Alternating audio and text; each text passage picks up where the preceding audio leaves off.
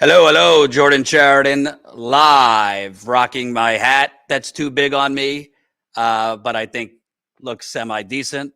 It is Tuesday, November the 28th, the year 2023 in the United Corporations of America. Quite a lot going on, both serious topics, lighter topics, but delighted to be joined, as always, by Steve Grumbine of the Real Progressives to discuss it all. Steve, how you doing on this fine day? I'm doing well, sir. Doing well. It's good to be back. I do like your background once again, a mix of Matrix and Unabomber. We'll have to maybe try to get a Status Coup logo in there sometime. Smash that like button. And remember, for those that were not tuned in yesterday, we have our Cyber Monday deal going till Thursday. So if you want a free, there are things in life that are free. If you want a free United Corporations of America t-shirt with that ugly, corrupt lineup of Biden, Harris, Trump, Bezos, Zuckerberg replacing the stars, you got to become a Status Coup member for $10 a month, which equals 33 cents a day. So statuscoup.com/join, become a member. We got like 2 or 3 signups yesterday, but we got to do a lot better than that because I know people want the United Corporations of America t-shirt. It's a conversation starter. It could start a fight with your Republican uncle. It could start a fight with your neoliberal aunt. It could, I don't know, maybe even start a conversation with a potential romantic partner. Who the hell knows? But we want you sporting that swag, and we want to give it to you for free. It's usually, I think, what, Colin, like $20, $25 in the Status Coup store, but we want to give it to you for free. That's right. Want to give it to you for free, but you got to sign up, statuscoup.com/join.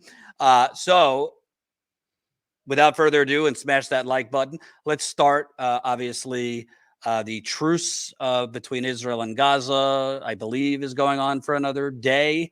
Even within this truce, there's still been some violence, but not, complete carpet bombing and genocide. But Israel is basically stating they want to go right back to that once the truce is up.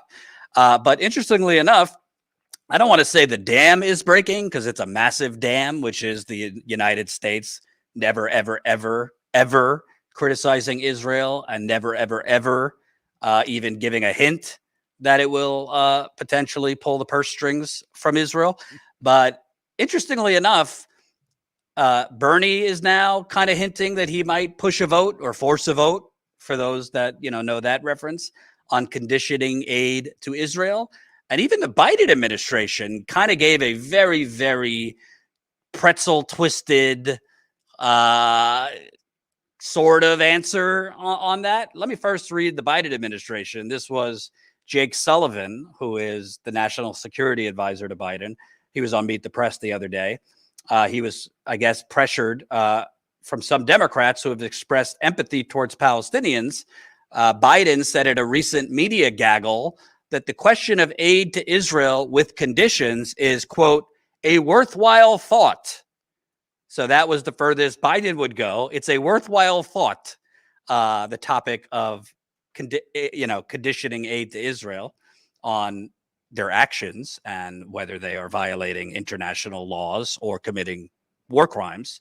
And then asked by NBC's Kirsten Welker on whether the Biden administration would support conditioning aid on Israel, National Security Advisor Jake Sullivan, who is a Hillbot, he was on Hillary's campaign, he said, quote, in that answer, President Biden acknowledged that idea.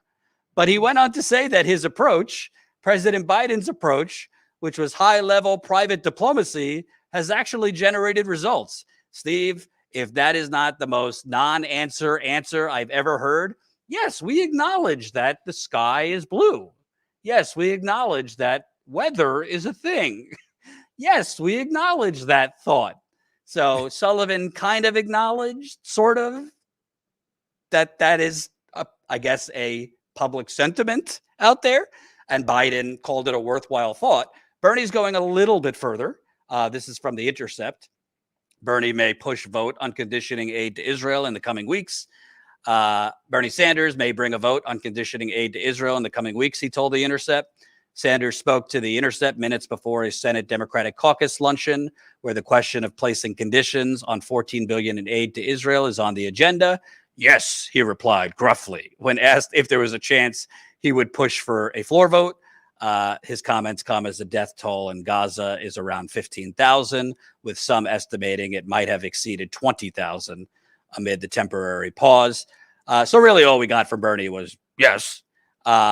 This is after he wrote a New York Times op-ed headline Bernie Sanders, Justice for the Palestinians and Security for Israel. I'm not going to read that whole op-ed, but I will just read this part from Bernie. To start, we must demand an immediate end to Israel's indiscriminate bombing, which is causing an enormous number of civilian casualties and is in violation of international law. Israel is at war with Hamas, not innocent Palestinian men, women, and children. Israel cannot bomb an entire neighborhood to take out one Hamas target. We don't know if this campaign has been effective in degrading Hamas's military capabilities, but we do know that a reported 70% of the casualties are women and children, and that 104 UN aid workers and 53 journalists have been killed. That's not acceptable. Steve, what do you think of Bernie kind of sort of hinting that he might push this? I mean, whether he does or not doesn't matter. We know how that vote would go down in the United States Congress. And what do you think of Biden? I don't know if it was just a senior moment to be kind, but one would expect Biden, you would expect Biden would have said absolutely not to conditioning aid to Israel. Well, you figure since World War II, we've given them over $260 billion of aid. And up till this point, typically we've given them about 10 to 13,000 or 10 to 13 billion annually in aid. Biden has just asked for another 14.3 billion in aid. Bernie Sanders, Joe Biden, all of them know that over 4,000 children were murdered during these Israeli attacks. I think it's actually I read about 5,500. Yeah, I'm just saying at the time when they were really showing the stuff, there was 4,000 known and it'll keep going up, right? And that number tomorrow will be 6,000, unfortunately, or 7,000. But what they've seen and they've known, Bernie Sanders stayed quiet on, played the good, he played the good Zionist-friendly guy. And ultimately, Zionism is what people are fighting against. Steve, they're not fighting against Jewish. Steve, yes. Just be careful. Larry Chariton might be watching, my father, who is Hi, Larry, the president of Zionism. And I don't want to get a tongue lashing when we end this show. No, send him my way. Tell him Steve sorry, okay? Yeah, but I love my father, but he is, I'm going to say my piece. Yeah, Bernie earns no points here with me for this at all. I'm still in absolute shock at not only the children that were in incubators. I mean, this is not like hyperbole. This isn't like manufactured video. This isn't like, some sort of like manipulating of public opinion. We are talking about murder at a level that like I'm just floored by. Like I can only imagine a similar feeling to being on the other side of the wood line outside of Auschwitz as the good Germans pretended they didn't smell the bodies burning. Okay, this kind of behavior from Bernie and Biden and Schumer and the rest of them should make them disqualified for public office, disqualified for running again, disqualified for being voted for in any way, shape, or form. If you even believe your vote carries any weight, they should be disqualified for this, period, outright. And the fact that they saw so much outpouring for the whole month. I mean, nobody stopped talking about this. It's nonstop. And they still are dragging feet. And Bernie's like, yes, I may bring a vote. I may do that. Shut up. At this point in time, man, I done knocked the rust bucket off of Bernie. I see him for who he is and not impressed. I know there are people out there who just can't stop, suckling at the Bernie Sanders teat. I've gotten myself off of it for a while now, but this really put an exclamation point on that divorce. Seeing this is exactly when you say Biden is better than Trump. Mind you, I am no Trumper and I despise all of them. Okay. But when you say Biden is better than Trump and you see this, I don't recall, and I could be wrong. I could be wrong. I could have been doing something totally ignoring politics for whatever reason during the pandemic, but I did not see Trump do this sort of thing. Okay. It does not mean that Trump was good. He just did not do this. We're watching just so I'm understanding, allowing the funding, the allowance of genocide, the literal support of full-throated bomb them till they're nothing but glass. I mean, he did just in less high Yemen, other places that were was going on under other presidents prior to him. This is a brand new USA supported. Here's some more money. Go do it. Make hay, baby. Kill as many of them as you can. Oh yeah, we really care about the children and indiscriminate bombing. Sure, we do. How much oil is underneath of Gaza? Anyway, the bottom line here is that no passes. They are pumping more money. And the idea of putting quote unquote restrictions on money, encumbering the money to meet certain demands. Think about how many poor people in America have conditions put on them to get a gallon of milk on SNAP or TANF or whatever. I mean, fuck, I am so disgusted with the coddling of Zionism. Just the idea of making these people do that long Nakba march, watching that. I'm human. I was in tears. It made me so sick in my stomach. And I was tying all the other factions of my political and economic understanding together in one as I realized point blank, here we are watching it happen before our very eyes for the never again, okay, kind of quotes. And there we are funding it. We're literally not even, there's no blushing, there's no shame. It's just, yeah, man, of course, this is what we do, man. Well, I think because I don't want to be accused as a Bernie bro. This is not a defense, but I do want to be also fair. Having covered him, I know that Bernie has always, I think he's always felt kind of like behind a rock and a hard place on this issue because of his history with his family being wiped out in the Holocaust. Not that excuses. Talk to Norm Finkelstein. I mean, he'll let you know about that. No, but what I'm saying is, I believe, based on Bernie's history and his family, he very much viscerally, you don't have to agree with him or not, believes in a home for the Jewish people. The problem with that is, if that home is going to come at the expense or at the genocide of the people that are there, then as a Jew, I don't want that. I mean, you could want more than one thing at the same time. You could want, Jews to live in peace and, have a country, whether it's a religion, whether it's a Jewish country or not. To me, I just say a country, a place to be safe. I don't care if it's Jewish or not. But I think for him, he's always been hesitant to go all the way and, call this genocide or this and that, because he is afraid that of the growing anti-Semitism he knows from history, this and that. But to me, what's inexcusable about what he has failed to do here is, at the end of the day, it's life or death. He could have come out and said, listen, we denounce what Hamas did, but Israel had a right to defend itself in its territory when Hamas came in, but it does not have the right to be dropping bombs in the most densely populated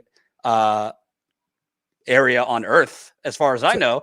And Bernie should have called for the United States to push Egypt and other countries to take in people in Gaza temporarily, in my opinion, before Israel was going to do anything in Gaza.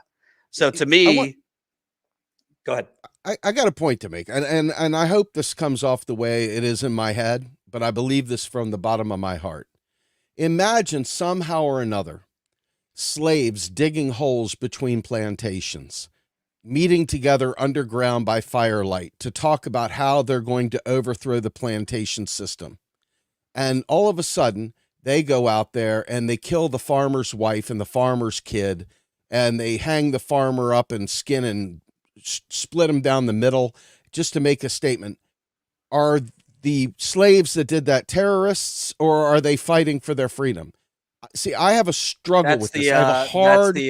that's the Nat Turner argument that Norm Fickleston I makes. have and I'm there. I'm like lockstep with Norm.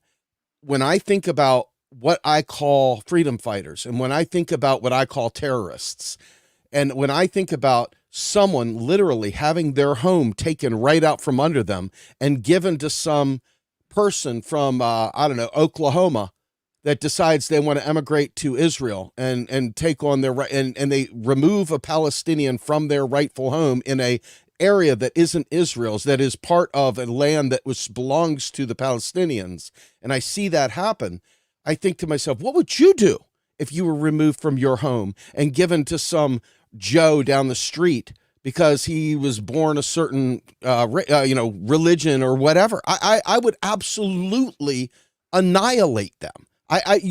There's no amount of anything that you could do to keep me from putting some explosive under their oil tank by the side of the house. I'd do something. Trust me, somebody be going down if that happened. I can only imagine it at scale, seeing those dead kids laying under rubble as they slept and seeing their arm and their little face poking out of concrete. I can't even imagine that. So to me, there is this Hamas thing is a canard to me. I don't know enough about Hamas to, everybody's, I read the Hamas charter and it said death to Israel, or I read the Hamas charter and it said we're about peace or whatever. But whatever it is, in the end, the oppressed are sick and tired of being treated like they're prisoners in an open air prison.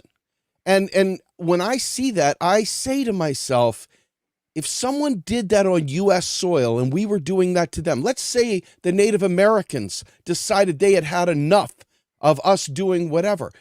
At some point in time, you've got to look at the oppressed as the victim here, not the ones that are doing the oppressing. You just took the words out of my mouth, though, because on this part, I don't agree with you, because the same could be said for the Native Americans. The same could be said for indigenous people living in Hawaii. The same could be said for indigenous people living in Central America, South America, that have been kicked off their land through kidnapping, genocide from the Dutch, the French, the British. I do not, knowing indigenous people, not that I speak for them, but having gotten to know several through my coverage in Standing Rock, I don't think in their hearts, even though some would argue they would have the right to go attack the children of the white colonizers or innocent people as retribution, even if you could understand that human want for revenge, A, I don't think it would be effective, but B, I don't want to make it as simplistic as two wrongs don't make a right, but to me, two wrongs don't make a right. So I don't condone what Hamas did. The problem is, I think I condemn what Hamas did. The problem is, what Israel is doing is only creating a worse Hamas. It's the same thing the United States. It's the same thing the United States did in creating ISIS. You don't get rid of terror groups; you just regenerate them until you actually change your behavior of the kidnapping, the murder, the rape, the genocide.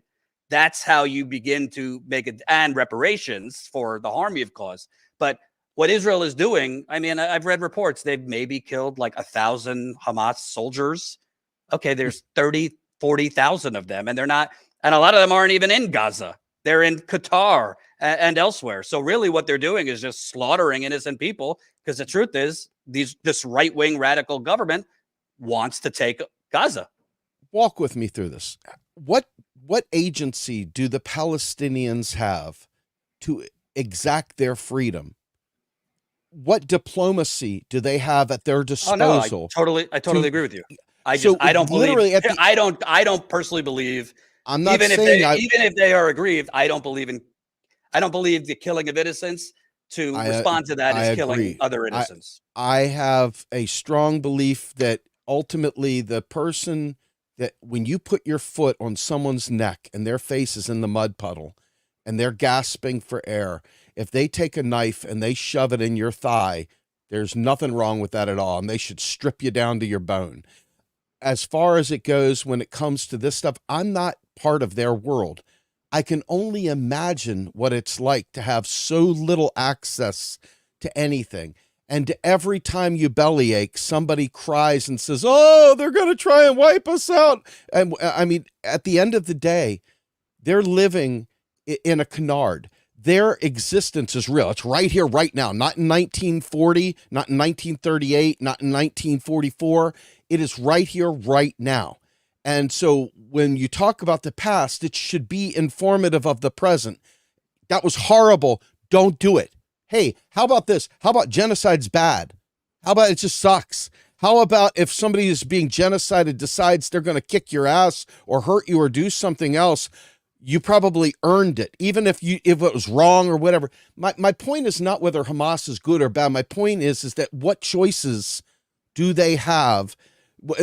It's not a fair fight. They don't have the ability to go line up in straight lines and do a head-to-head with Israel because they've got the United States pumping weapons right in the door the whole way through. There's no such thing as a fair fight here. I also think, without getting into the whole history, because we don't have 3 hours, I think another Right. thing, and I don't know who said this, maybe it was Jocko, who's has a podcast, and he was a soldier in Iraq. I saw it on Breaking Points. If Israel's true intent was to eliminate Hamas, right?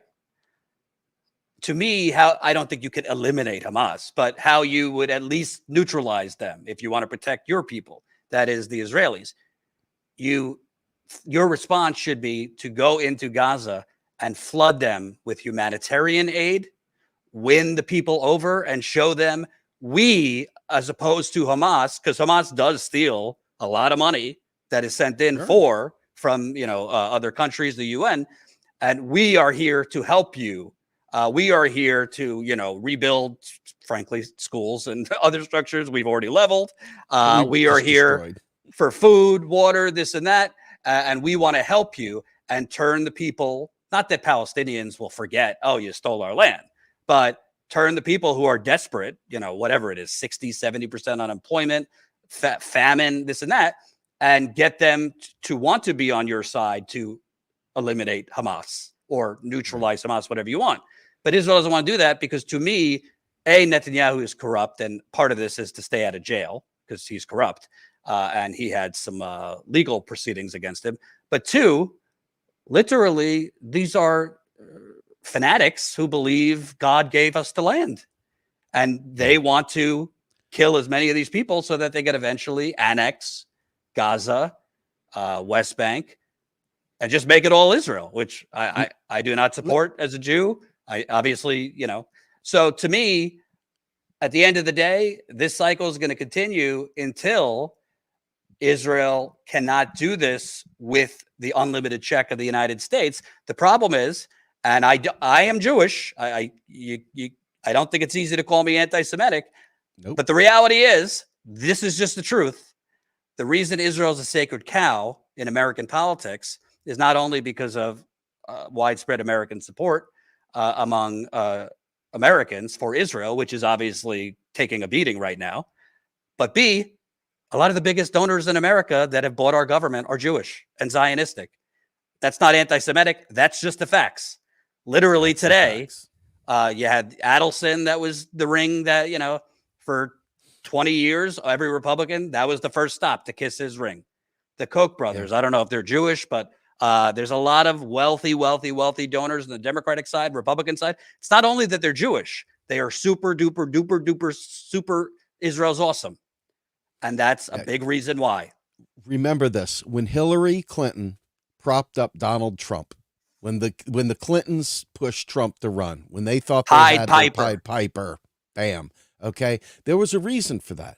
And there's a reason right now that Israel really technically wants Hamas there, because the people of the Palestinian people don't make enough of a problem for them to justify widespread destruction that they're trying to do to claim that land. Without Hamas there as the provocateur for their storyline, they have no rational reason for going in there and destroying those people. And this right here gives them ample cover to do the kind of perversion that right-wing, these disgraceful Nazis. I mean, let's be fair. This right-wing behavior is fascism, pure and simple. There's no other word for it that fits other than murderous. Murderous fascist, an oxymoron. They're one and the same. So Well, when I talk to friends, I don't know if you saw this. Israel was basically saying we will arrest Palestinians that celebrate the release of their hostages. oh, it's such a disgrace. And anybody that I see support it, I find myself struggling really hard with looking at them the same way twice.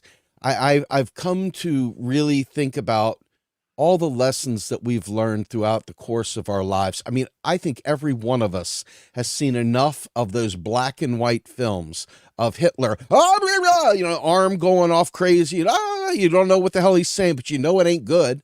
And all the stuff with the skinny, malnourished people inside of the camps, and the glasses piled up and the teeth piled up and the lampshades and all the other horrible things that Mengele did and Goebbels did and all the rest of them did. I mean, this is 100% textbook. And when I see what they're doing now, and I watch them celebrate the death, I watch people literally enjoying the death of these Palestinians.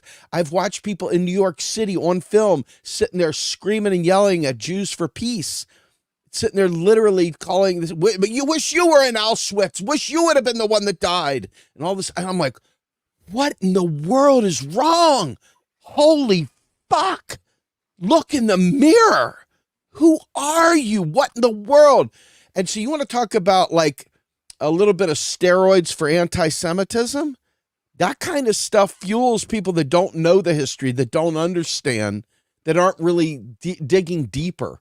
The people that just have that first visceral reaction to behavior. That's a quick way to anti-Semitic backlash. Right. I mean, I just don't understand and it's stupidity. It's murderous, but it's stupidity. The last thing I'll say on this before we move on to another topic of stupidity. You said something earlier that stood out to me. And listen, I put my cards on the table. I put my cards on the table. I'm open. My wife is Israeli. Obviously, I love my wife. She was born there.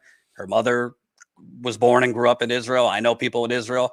I'm not saying death to Israel. I want the Jewish people to have a country and to be safe. As I said, not at the expense or genocide of Palestinians. With all of that said, to me, you brought up a point earlier about, I was about to make a great point and I lost my train of thought. Oh, my fucking God.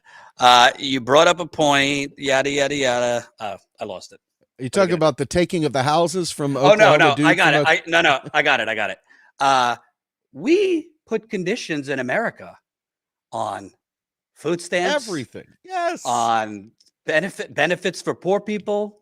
Yes. Not on money for corporations, not on money for rich people, not on subsidies for Wall Street, not on subsidies for the fossil fuckers, not on subsidies for big pharma. But if you are trying to get unemployment, if you're trying to get food stamps, if you're trying to get, whatever the program, we got conditions for everything, but we don't have conditions for, what'd you say, $260 billion in the history of what we've given Israel? Not just Israel, all the countries we get, no conditions at all. No conditions when you're giving big banks that took down our fucking global economy. Give them nearly $1 trillion. No conditions at all. Come on. None. Yeah. Ridiculous, man. Ridiculous. Hey, I know people can disagree on these subjects, but what to me is impossible to ignore is the mass civilian casualties that are coming out of this. Civilians that are in their sleep, waking up dead, to quote Dave Mustaine of Megadeth. They wake up dead, literally. I mean, I cannot fathom anyone, like, when you think about neocons and you think about Wolfowitz and you think about the Bush-Reagan kind of triangle, and really, I think some of those came into Bubba's camp too, right? They never left. All those right-wing war hawks were all there for Bill Clinton's part. And I think even some of them came back in Obama. I mean, we have got warmongers all over the place, and we call them out here in the United States. Netanyahu and gang, they're literally calling Palestinians, not Hamas, Palestinians, animals, dehumanizing. These are core tenets of fascism. And when you're sitting there, your intent is to literally wipe them out and take their land. I'm not sure what you call that other than genocide. And I know somebody close to you said that it's not genocide. I'm telling you, it's genocide, and it's really heartbreaking. Well, at the end of the day, to me, on October 7th, Israel, rightfully so, had the world's sympathy. And I think Netanyahu squandered that very quickly. And at the end, the truth is, I think people in America, all these people out protesting, need to think of something. It could be far, far, far older of a story, but we here occupied other people's land. Hell to the and yes. And we have put Native Americans into little poor corners of the country, where it is some of the poorest, most dire conditions, with not clean water, lack of electricity, et cetera, et cetera. So I hope the people protesting, particularly young people, realize it's not just what's going on in Palestine and Israel. It's what's going on here. And I've been to other countries where that stuff happens. All right, I got to move on to another topic. Hold on. So we know that for the last, I don't know, year and a half, 2 years, we have had nonstop corporate apologia and gaslighting for it's the supply chain that's causing inflation. They printed money. Yeah, it's not the companies, this and that. Finally, like within the last 6 months, you had some talk of greedflation, some articles about, maybe, companies have just been price gouging because they can. We remember Biden about a year ago sent a sternly worded letter to the oil companies asking them to lower prices. Well, he sent another letter now. Biden, the president of the United States. Biden requests would create. Oh, no, that's not the right article. Hold on. Oh, stop the price gouging. I don't have the right article. Biden, stop the price gouging. Here it is. Stop the price gouging. Biden hits corporations over high consumer costs. Colin, I'm sending it to you because I think I put in the wrong article. President Joe Biden took aim at corporations for changing prices he said were artificially high. Quote, any corporation that has not brought their prices back down, even as inflation has come down, even as the supply chains have been rebuilt, it's time to stop the price gouging, Biden said. The White House has struggled to bridge the gap between data that shows an economic recovery from pandemic lows and voters who still feel stubborn inflation in their budgets. Quote, any corporation that has not brought their prices back down, even as inflation has come down, even as the supply chains have been rebuilt, it's time to stop the price gouging, Biden said at the launch of a new White House supply chain initiative. Give the American consumer a break. While it's true that the annual rate of inflation has cooled from its high last summer, this doesn't translate directly into falling consumer prices. It only means that prices are rising at a lower rate. I texted you earlier. I don't know. Part of me felt stupid for asking, but I'm pretty sure this exists. Aren't there mechanisms for the United States government and the president of the United States that they have to stop corporations from price gouging? If it is not a matter of, the corporations' costs are rising, so they have to raise prices. Aren't there kind of mechanisms within, I don't know, the antitrust division, monopoly power, et cetera, et cetera? There's all sorts of stuff. I mean, and all throughout history, there has been various executive orders and laws passed to control various prices. I mean, there's back when the telephone companies were, really laying the cable all over the country, it wasn't very profitable to bring, phone service out to farms and stuff like that. So they passed laws that made sure that they were able, it was a small charge. I'm not going to get into all the details of it. There was a small charge that they gave to make sure that farms and other rural areas were able to get phone service. So they were able to control the prices through that. They have controlled prices on so many different things. They have capped commodities. They have put rent control in. They have done a number of things over the course of time, but each one of them is ideologically frowned upon because of the free market and the idea that we are a capitalist nation, and so the government is supposed to be laissez-faire and allow the market to work it out, okay? So, I mean, going back to the pandemic even when supply chains weren't necessarily the issue for a lot of these companies, you could see, and The Guardian put out a great piece on this. It showed some of these corporations, these steel corporations, were making over 1,000% profit during this period of time.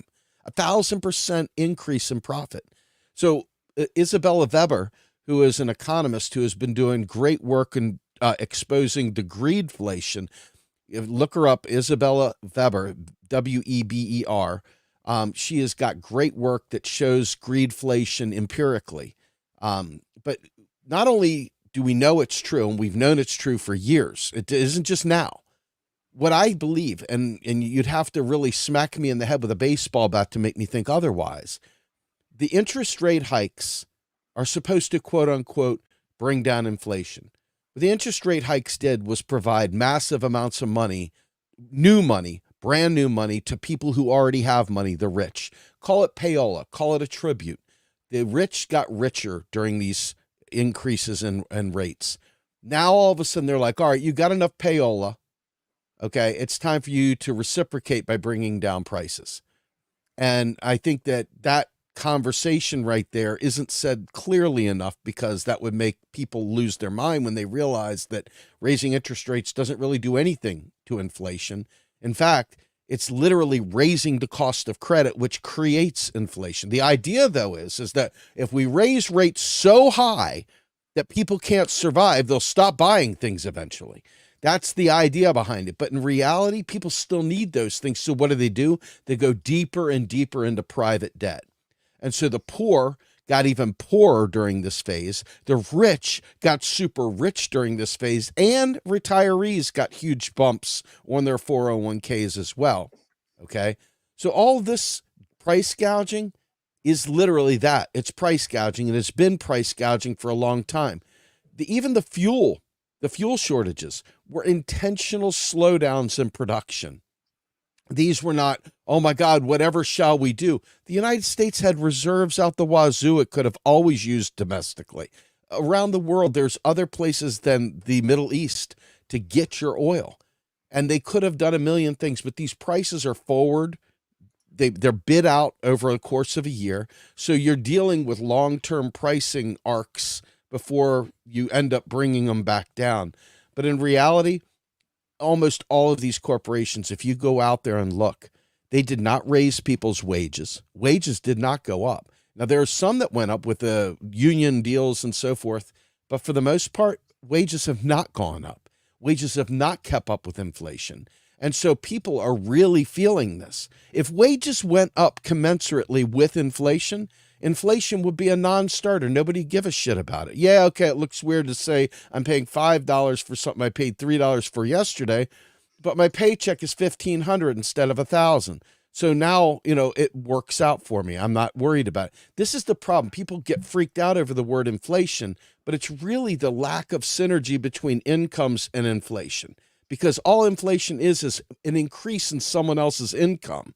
Without an offsetting increase in people's income to offset that, it's a real big, huge screw job to the American people. It's like another tax of sort. Instead of being paid to the government, it's being paid to rich people and business owners.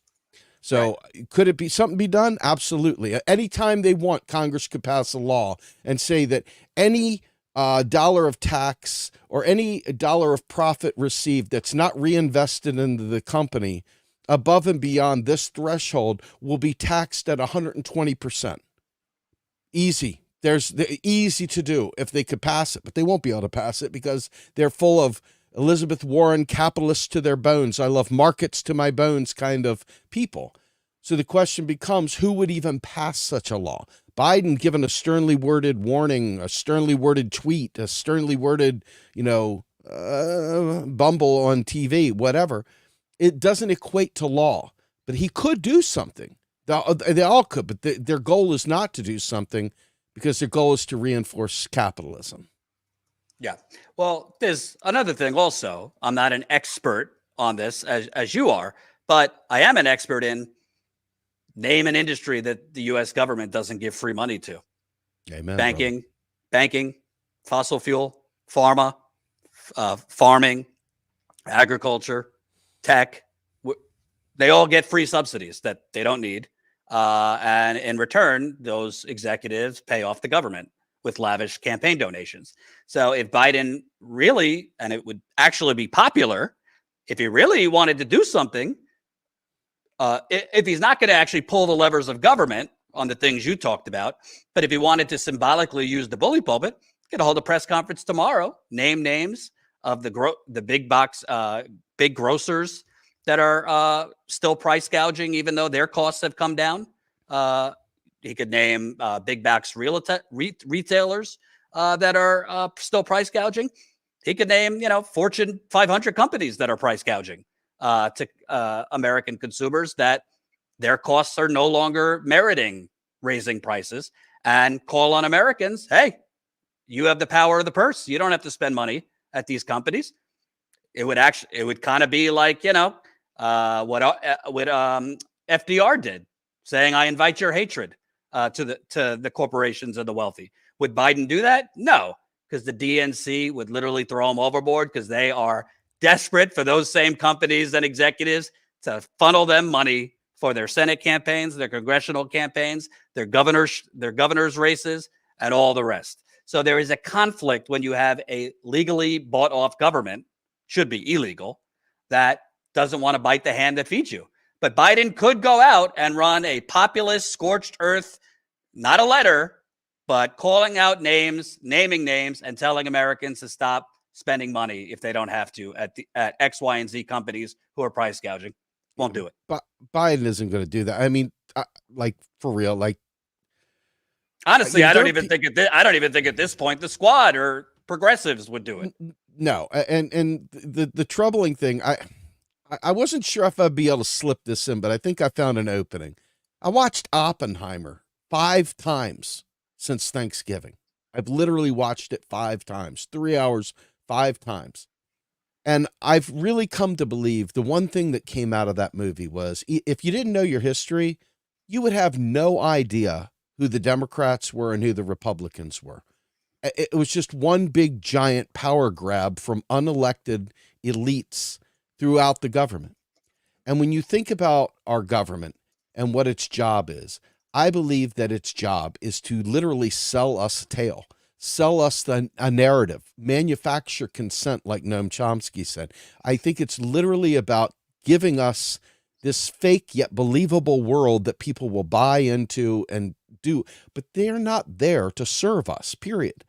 And it doesn't take a lot to go back and look at Zinn's writings on the people's history of the U.S. It doesn't take a lot to read other historical documents throughout the course of U.S. history to realize that our government was never set up to support we the people. It was always set up to support they, the wealthy landowners, the few, the proud, the wealthy. And it's been that way from day one. I mean, literally, the founding documents have been all about the people out of doors, us lowlives, us non-wealthy landowners. We have always been on the outside. They've always tried to make the laws to protect against us having a real voice in this.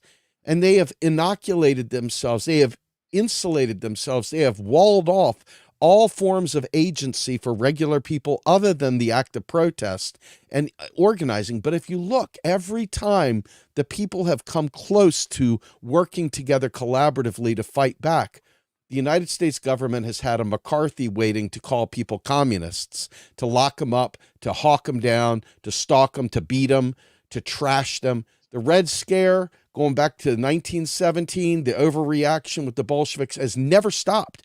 And when we partnered conveniently with Russia during World War II, we did not have 5 minutes of peace because we were already ready to go into that arms race with Russia right after Truman dropped the freaking bombs. I mean, we were already starting up our hatred of communism after, maybe even before Germany surrendered. I mean, we have always had that uneasy relationship because they knew that there was another version of society that didn't involve elites owning the means of production and forcing workers to be basically slaves by a different name. And if people knew that this was even a possibility, they would rally for that. And so they've done everything in their power to trash the very concept of socialism, the very concept of communism. And they've made it seem like, oh my God, that's totalitarian. But what the fuck do you call the shithole we're living in right now?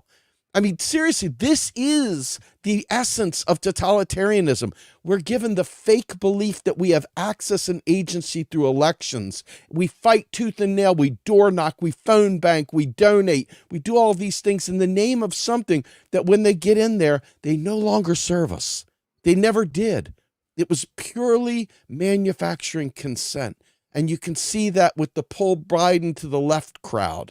You can see that they've gone deathly silent, as I said, and it was, no, Steve, you don't understand. We got to get rid of Trump.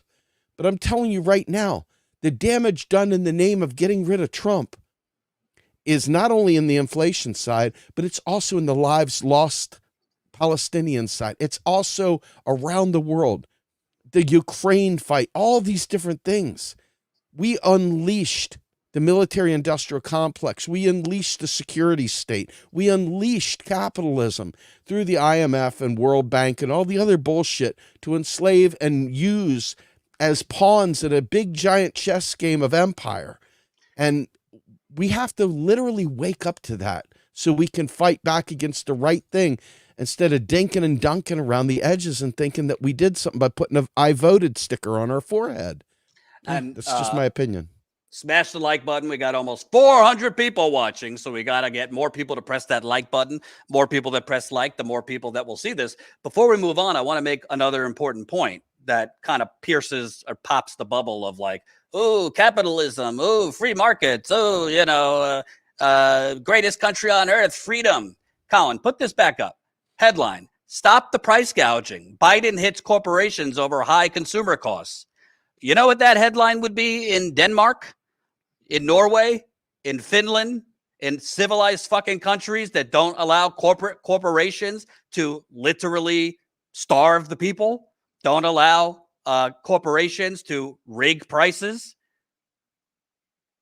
going after corporations for illegal price fixing, going after executives for illegally raising rates, illegally increasing prices by 50%. There are laws against this in most European, correct me if I'm wrong, I don't think I am, this is not legal in many other far less wealthy countries that actually have restraints on companies and wealthy people for raking the citizenry over the coals economically. But here, what did Jerome Powell, the Federal Reserve Chair, say? When Elizabeth Warren did one decent thing, pressured him on, well, why are these corporations allowed to just raise prices if it's not commensurate with their additional costs? What did he say?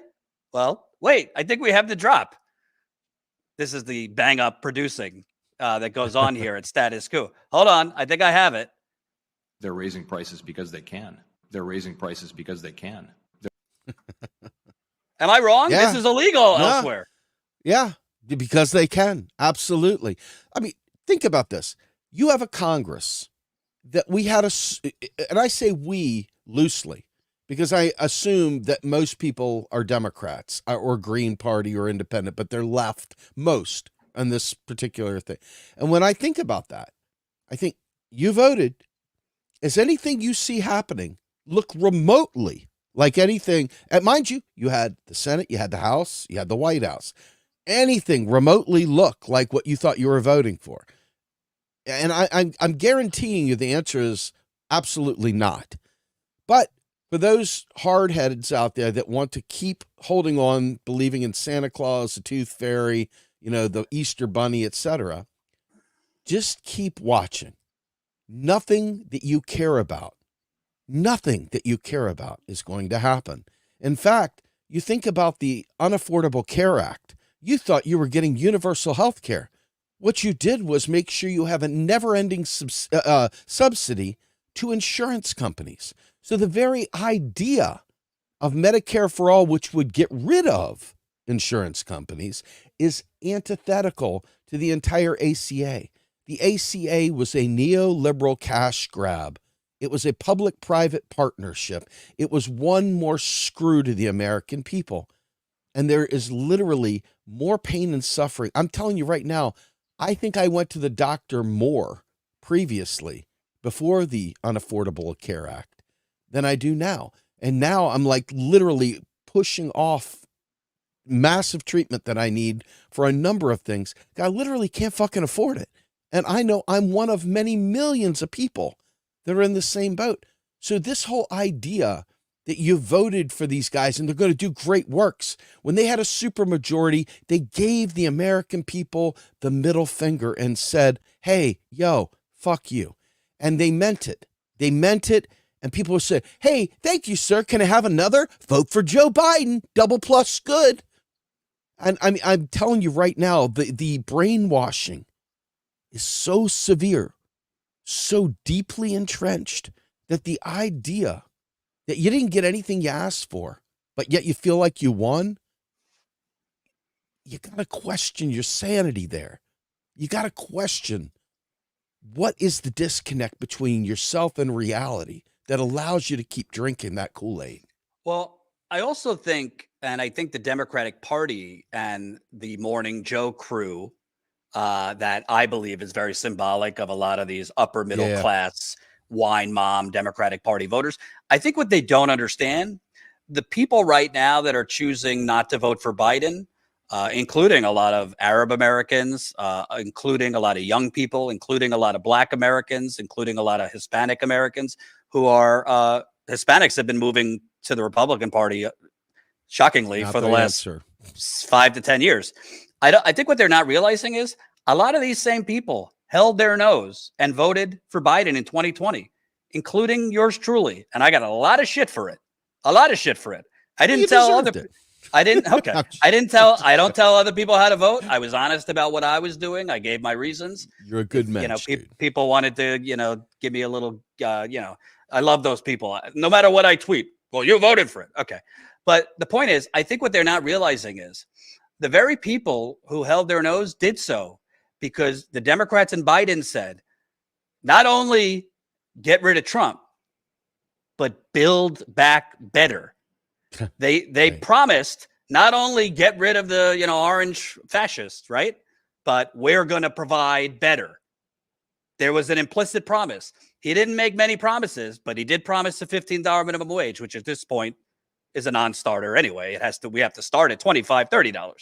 But the point is, if you are playing a psychological game and your marketing campaign for your presidential campaign is most important election of our lifetime, we have to stop fascism. But when people act on that, what they're left with is a kind of nicer worded form of fascism, a less in your face form of fascism, a less white supremacist, racist, violent conspiracist form of fascism, where at the end of the day, the corporate state and the government are still colluding. That is a form of fascism. It's called corporate fascism. At the end of the day, you're still prosecuting journalists, i.e. Julian Assange. At the end of the day, you're still using the massive military industrial complex to spy on your citizens. That's still happening. Spy on activist groups. That's still happening. At the end of the day, in response to a deadly, unprecedented pandemic, you gave, I don't know, like a $1,400 plus $1,500 check and a nice kick in the ass and an extension of Cobra benefits, the biggest scam out there. People are no longer going to say, well, we have to fight fascism because, well, I'm still left struggling to keep the lights on. I'm still left having to make difficult choices between grocery for my kids or, I mean, I could go on and on, but the point is You promised more than just getting rid of Trump, and you didn't even fight for it. That's the part that I think people are dejected the most about. Even if Biden couldn't get certain things, let's say, for example, he couldn't get Manchin to fold and extend the child tax credit. I think the child tax credit, even though it's not my preferred policy wand, it doesn't go far enough. That was a tangible thing that if that was extended, I think Biden's numbers would be better on the economy because that actually helped people. He didn't even try to fight Manchin on that to extend it. You could go down the list of things he unilaterally surrendered on. You get points in American politics for actually looking like you're fighting. He didn't fight because at the end of the day, I don't think he actually believes in those policies. He does not. That's the point. And you know, I look back on this, Jordan, and I think to myself, we watched Hillary Clinton and we saw Bernie Sanders before he got brought to heel asking about those transcripts that we still haven't seen when she spoke to JP Morgan and the rest of the Wall Streeters. We know full well that the Democratic Party is deep in bed with Wall Street, period. We know that the Republican Party is deep in bed with their own version of Wall Street as well. They're deep in bed with different factions of the capital order. Each one of them is deeply in bed with someone other than we the people, okay? And so when you think about what their modus operandi is, the modus operandi is simply to keep us quelled or at each other's throats, one or the other. And as long as we are distracted from focusing on asking questions like, why aren't any of the things I asked for happening? I did what you said. And yet, here we are with student debt payments coming back in with interest compounding. And by the way, when they report your student debt to the credit bureaus, it brings your credit down to a point where now you can't get a house rental. Now you can't get a job.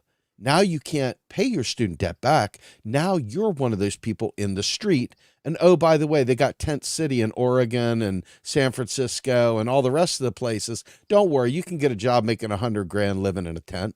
We'll make sure of it. You'll be double plus good. And this right here is not Democrat or Republican. It is capital.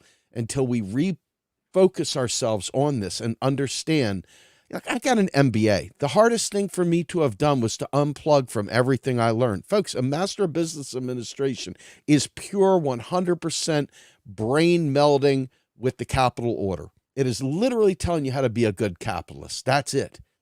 And I'm telling you right now, I had to unlearn so much. And as a result of that, I've had a different worldview.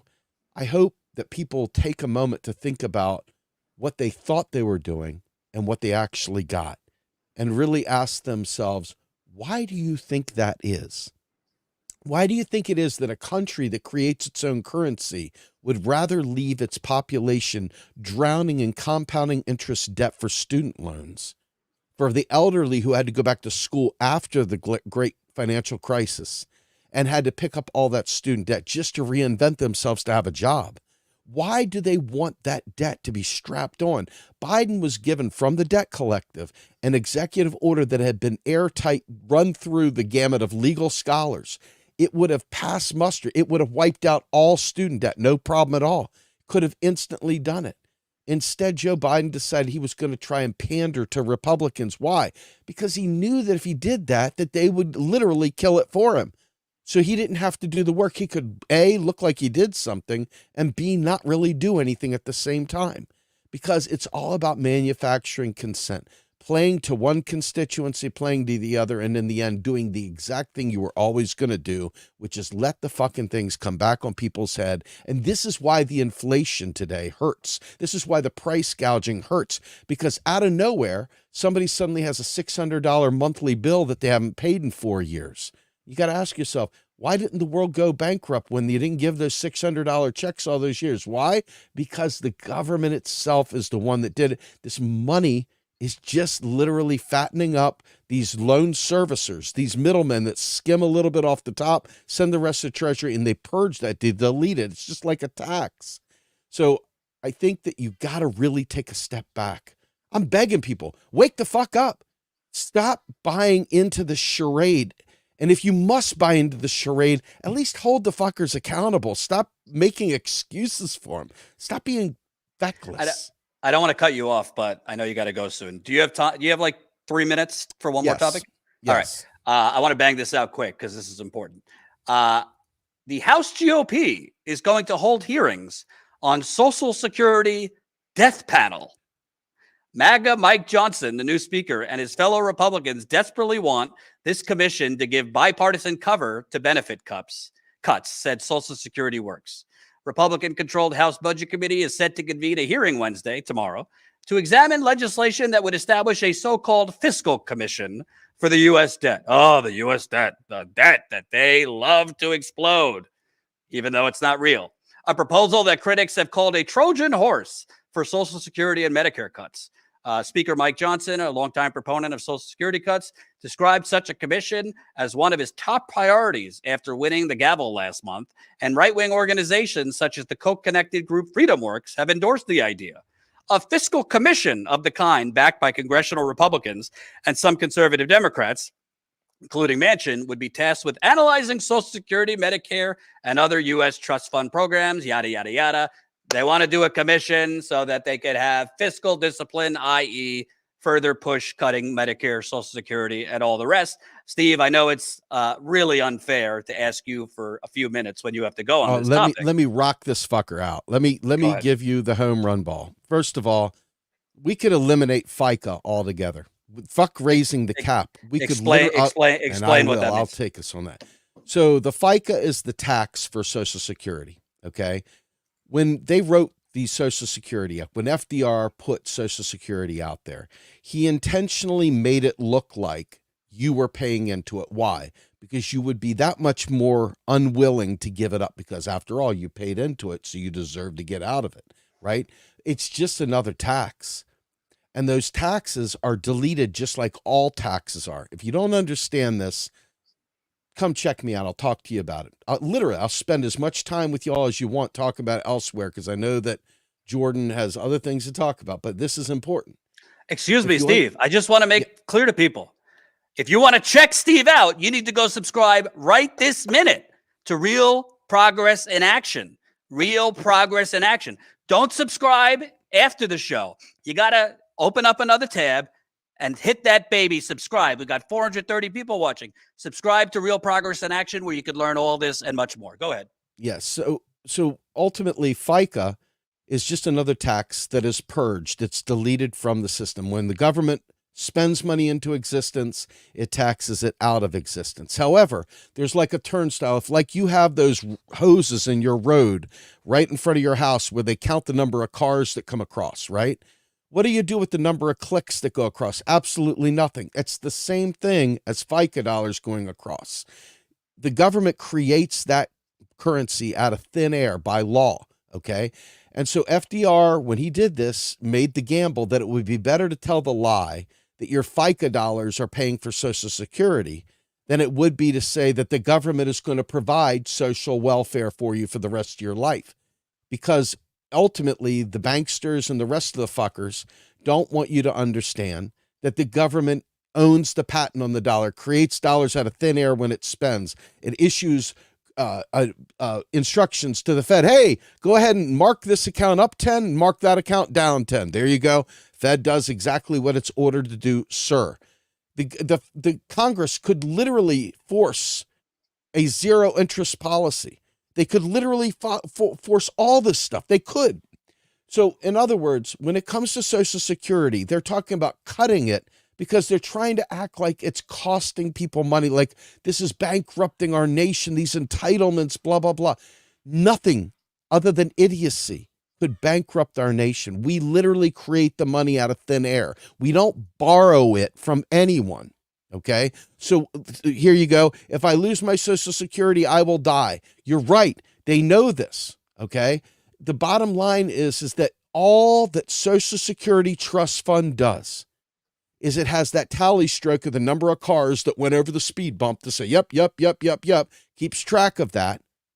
But it gives the authority for Congress to make payments. Because if you look at your Social Security check, it says the same thing, U.S. Treasury, from the Treasury, yes, from the Treasury, from the U.S. Treasury, period. It's always from the U.S. Treasury, always new money. Every single dollar the government spends, ever, every fucking penny is a new penny. It's a new dollar. It's spent into existence. And when it's received back, FICA, you name it, doesn't matter.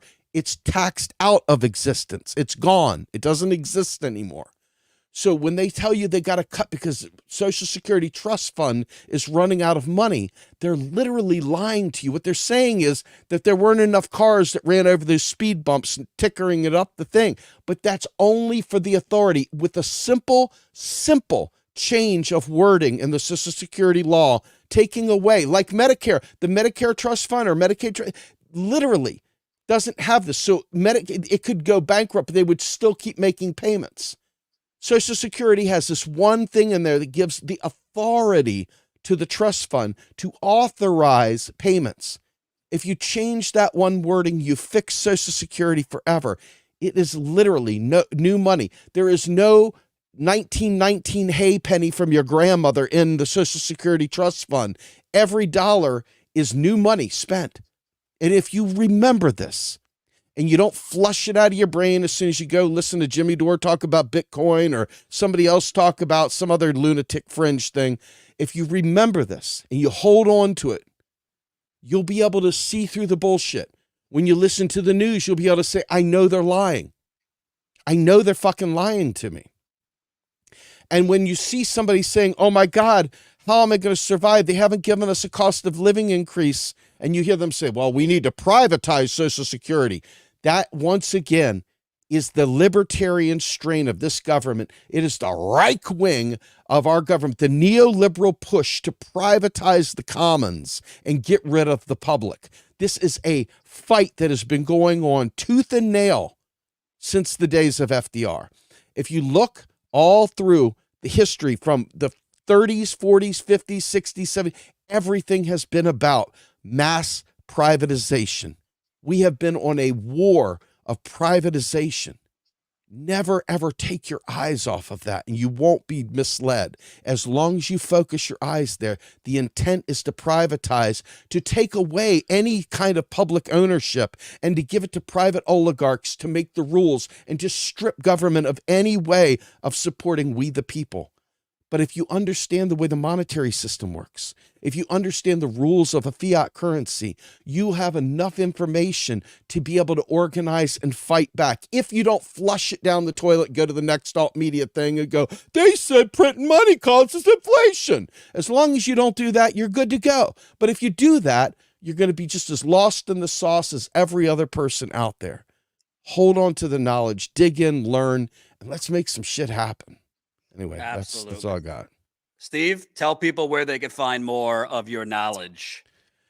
Well, I do a show, or I did do a show called The Rogue Scholar Monday, Wednesday, Friday at noon Eastern time. I have not done that in over a month, and I'm struggling with getting back on the wagon because I am trying to make sure that my message doesn't overshadow other things. I want to stay respectful of some of the things that are going on in the world around me. And I feel like some of the things I've got to say right now, it needs to take a step back. So I've given a pause to that. It'll be coming back up here soon.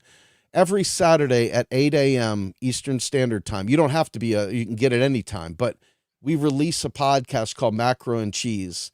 And we have guests that talk about macroeconomics, not just in the U.S., but around the world.